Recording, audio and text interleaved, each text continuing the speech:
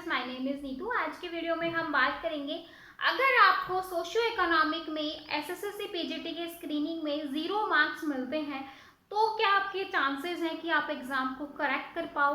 ठीक है, तो आज के वीडियो में हम यही डिस्कस करने वाले हैं कि आपका एसएससी पीजीटी स्क्रीनिंग का एग्जाम है और जो आपका सोशियो इकोनॉमिक का क्राइटेरिया है वो है 10 मार्क्स का।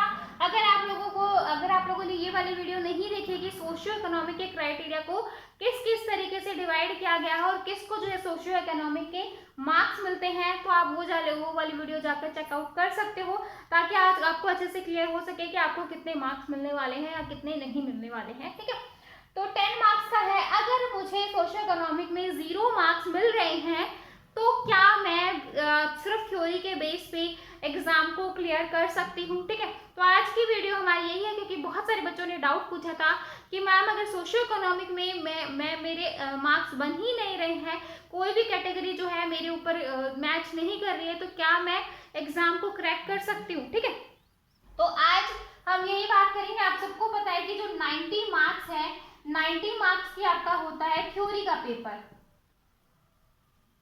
ठीक है, यानी कि थ्योरी होगी जिसमें आपका पूरा सब्जेक्ट, अगर आप लोगों ने नहीं देखा है कि एचएसएससी पीजीटी स्क्रीनिंग एग्जाम में क्या सिलेबस आने वाला है, वो आप देख सकते हो। 75% और 25% वाला रूल देख सकते हो कि 75% क्या होगा, 25% क्या होगा। ठीक है, तो 90 मार्क्स है, 70 और 75 और 25 में डिवाइडेड है। ठीक है, और 75 में भी आपके इवन आई थिंक 6-7 सब्जेक्ट यहाँ आ रहे हैं और एक आपका ये हरियाणा जीके है।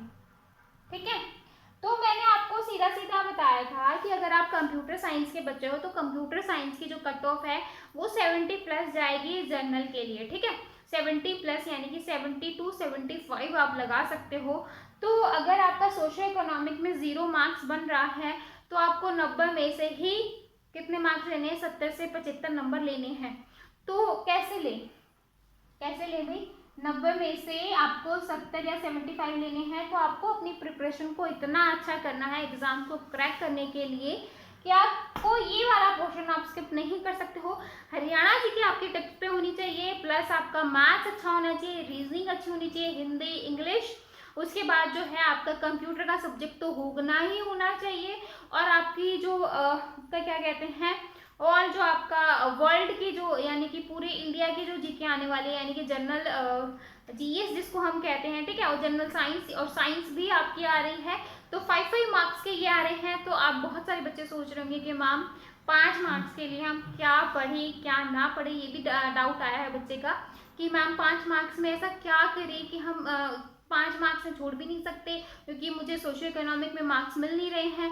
तो मैं किस तरीके से प्रिपेयर करूं कि मतलब इधर जो है मैं पूरे के पूरे मार्क्स ले सकूं। ठीक है, तो सीधी सी बात ये है कि भाई कंप्यूटर साइंस के बच्चे हो तो कंप्यूटर साइंस का मैं आपको पूरा सिलेबस करवाने वाली हूँ। कंप्यूटर साइंस का कहीं जितना मैं करवाऊंगी उससे बाहर कहीं भी आपको क्वेश्चन देखने को नहीं मिलेगा।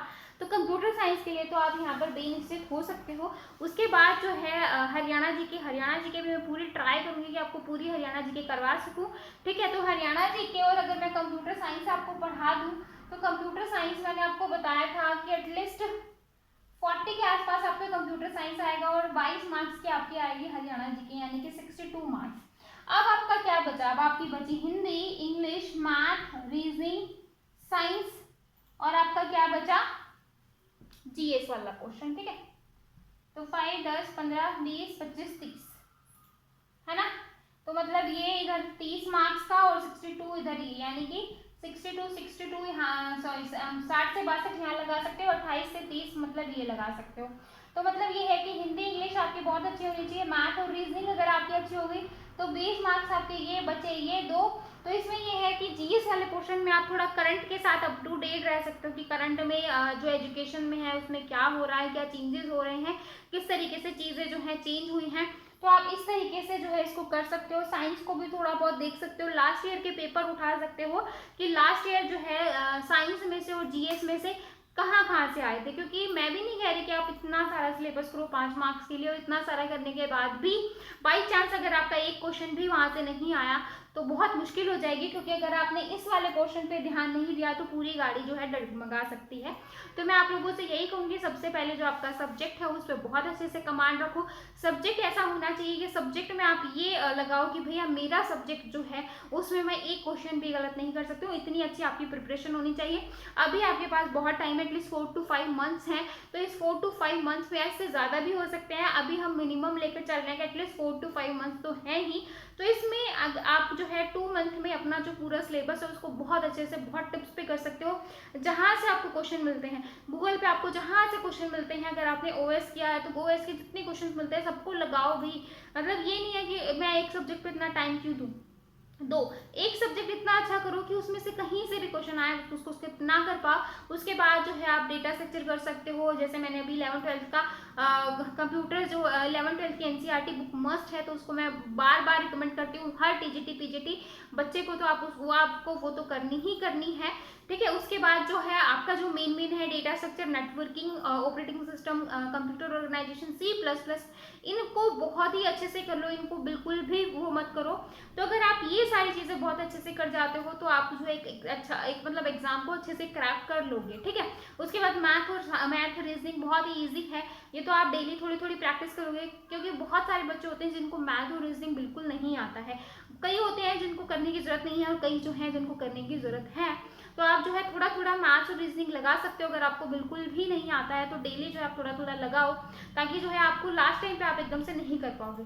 हिंदी इंग्लिश के लिए मैं यही सजेशन दूंगी, जब आपका एग्जाम आए उससे 15-20 दिन पहले जो है आप अपनी हिंदी इंग्लिश को उठाओ और उसको बहुत अच्छे से करो। हरियाणा जीके को भी जो है जब आपका एग्जाम आता है उससे 1 महीना पहले जो है आप हरियाणा जी के पढ़ना स्टार्ट करो, और 1 महीने में हरियाणा जी के आराम से कवर अप हो जाएगी। इतना ज़्यादा सिलेबस नहीं है हरियाणा जीके का, क्योंकि जीके जो है वैसे याद नहीं रहती है, और जब आप लास्ट टाइम पे करोगे तो आपको हरियाणा जब आपका एग्जाम होगा तो आप आराम से जो है क्वेश्चंस को अटेम्प्ट कर पाओगे, ठीक है।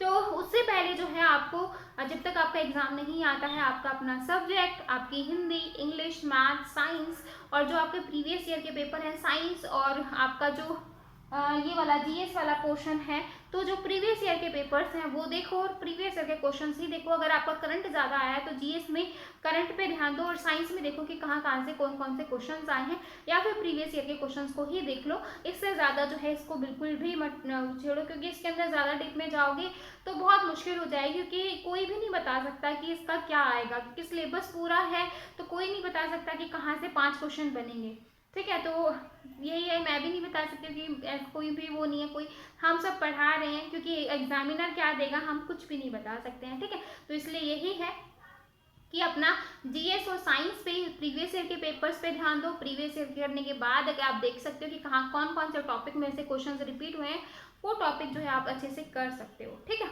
उसके बाद ये है कि आप अपना जो सिलेबस है और आपका जो मैंने क्या बताया, आपकी जो जीके है हरियाणा जीके का करंट, और हरियाणा जीके आप लास्ट 1 मंथ या 1.5 महीना पहले, अगर आप लास्ट 1 मंथ में नहीं कर सकते तो 1.5 महीना पहले लग जाओ, लेकिन उससे पहले मत करो तो ही बेटर है।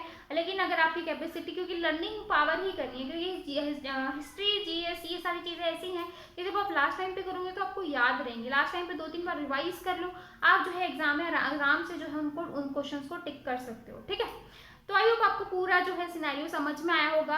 अगर आपको 0 मार्क्स में मिल रहा है, दैट्स डजंट मैटर, आप जो है अपना थ्योरी वाला पोर्शन बहुत स्ट्रॉन्ग कर सकते हो। अगर आपने थ्योरी वाला पोर्शन बहुत स्ट्रॉन्ग कर दिया तो आप ये वाला पोर्शन ना भी हो तो भी जो है आपका काम चल सकता है, ठीक है। लेकिन अगर बिल्कुल ऐसे निराश हो जाओगे कि भाई मुझे तो सोशियो में मार्क्स मिल ही नहीं रहे हैं और मैं कितनी भी कोशिश कर लूँ मैं जो है थ्योरी में मार्क्स नहीं ले सकता, तो ये बहुत ही गलत धारणा है, इसको बिल्कुल चेंज करिए। अगर आप कोशिश करोगे तो बिल्कुल यहाँ पर जो है आप 70 से 75 मार्क्स ले सकते हो।